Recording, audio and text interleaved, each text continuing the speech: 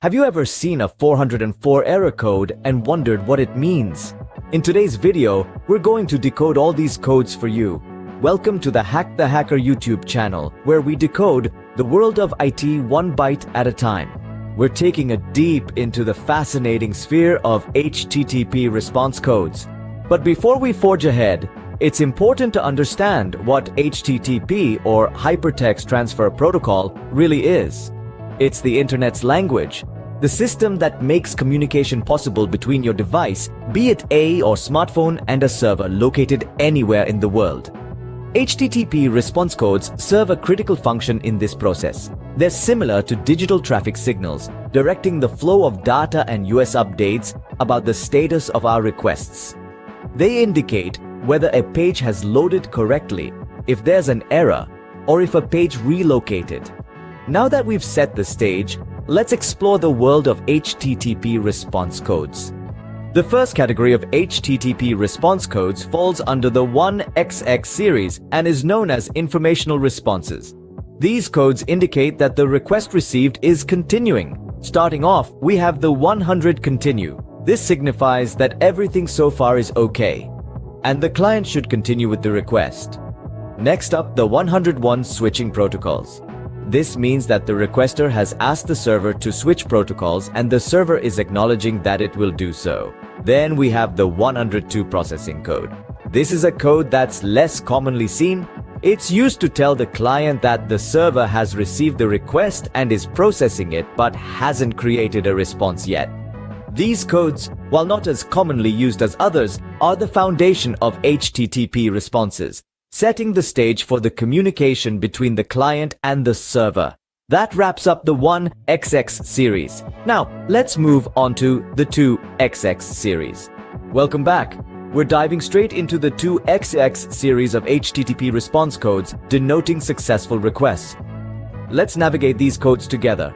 In the lead is the 200 code, simply known as OK. It's the all-clear signal you receive when your request has been successfully processed. Then we have the 201 code, dubbed created. This one pops up when a new resource has been successfully created as a result of your request. Moving on, we meet the 204, also known as no content. This code is unique. It tells us that the request was successful, but there's no representation to return, a silent hero of sorts. These are just a few of the stars in the 2XX series, each playing a crucial role in our daily digital interactions. Remember, understanding these codes can help you troubleshoot and better navigate the digital landscape. That's all for the 2XX series. Next up, the 3XSX series. The remaining HTTP response codes fall under the 3XX, 4XX, and 5XX series, which represent redirection, client errors, and server errors respectively. Let's kick things off with the 3XX series, which is all about redirection. Picture this. You're trying to access a web page, but it's moved to a new location. This is where a 301 or move permanently code comes to the rescue. It's the server's way of saying, hey, I've moved, here's my new address. Pretty handy, right? Now let's venture into the 4X series, which is where things start to get a little messy. These are client errors, meaning the problem lies with the request itself. For instance, a 400 or bad request code tells us that the server didn't understand the request. It's like trying to order a pizza in a language the restaurant doesn't understand. They simply can't fulfill your request until it's made in a language they comprehend.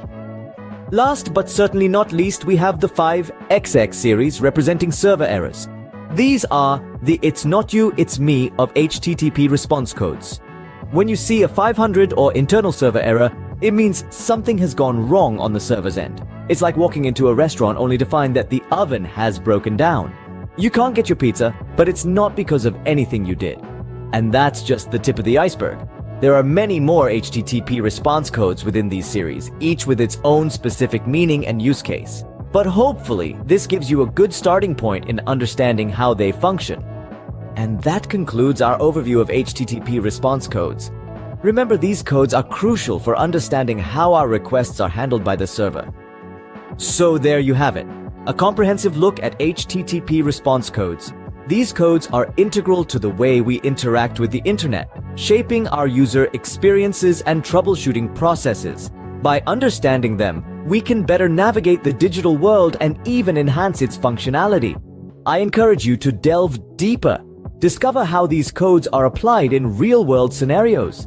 Don't forget to like, share, and subscribe to Hack the Hacker YouTube channel. And if you have ideas for our next video, drop them in the comments below. Until next time, keep hacking!